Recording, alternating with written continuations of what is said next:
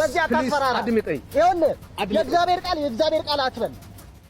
ሁሉ ቀን ምሳሌዎች ጠቅላላ የጦር ዕቃ ትላለህ፣ መሽክ ትላለህ፣ ታንክ ትላለህ፣ ቢቴን በዚህ ሩዝ 23 ትላለህ። ካለዚህ ምሳሌ የለህም እንዴ? ቆይ አንተ ከየት ነው የመጣኸው? ከአራተኛ ክፍለ ጦር ነው? ከየትኛው ሜካናይዝድ ነው አምልጠህ የመጣኸው? Please my brother, let me advise you here in detail. Listen to me, pay attention. በደንብ አድርገህ አድምጠኝ። የትኛውም ሳይንስ ከመጽሐፍ ቅዱስ ነው ድራይቭ የተደረገው። ለዚህ ነው ያንን ቃል የሚጠቅሰው ነው። ስለማይገባህ ነው አንተ። የትኛውም የጦር የሚሊተሪ ሳይንስ የተፈጠረው ከእግዚአብሔር ቃል ነው።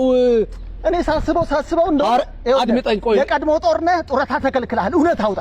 አንድ ነገር ልንገርህ። ሐዋርያው ጳውሎስ እንዲህ ይላል፣ ሰይጣንና ክፉ ሐሳቡን አንስተው የሚለው ምን ማለት ነው? በእግዚአብሔር ቃል ዲዘርን አድርገህ የምትመለከትበት ነው። እንጸልይ ነው ያልኩት። በመንፈሳዊ አይን የምታይበት ነው። ይሄ ቦታ እንጸልይ ነው ያልኩት። ሳትጸልይ ምንድነው ዝም ብለህ ቃል ብቻ የምታካፍለው? ምንድነው አጋንንትን ቴዎሎጂ ልታስተምር ነው እንዴ? ስለዚህ የእግዚአብሔር ቃል እውቀት አስፈልግም እያልከኝ ነው? You see, your spiritual knowledge should be harmonized with your life.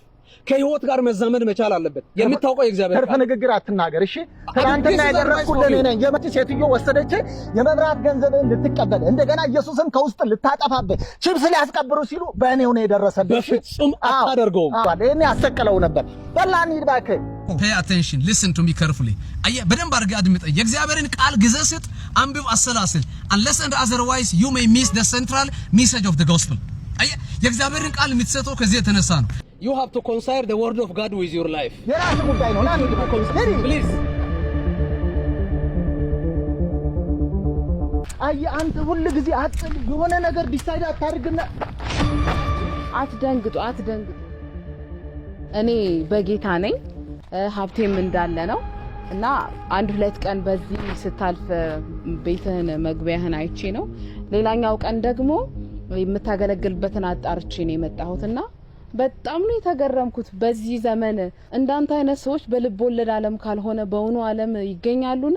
የሚገርመው ነገር ሰዎች በምናምንቴ ነገር ኢየሱስን ይተዋሉ።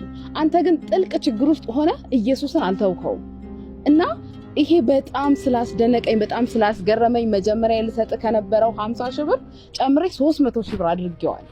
መቼም ክርስትናችን መላቶ ነቀፌታችን ቢበዛም ከሺህ አንድ መልካም ቅሬታዎች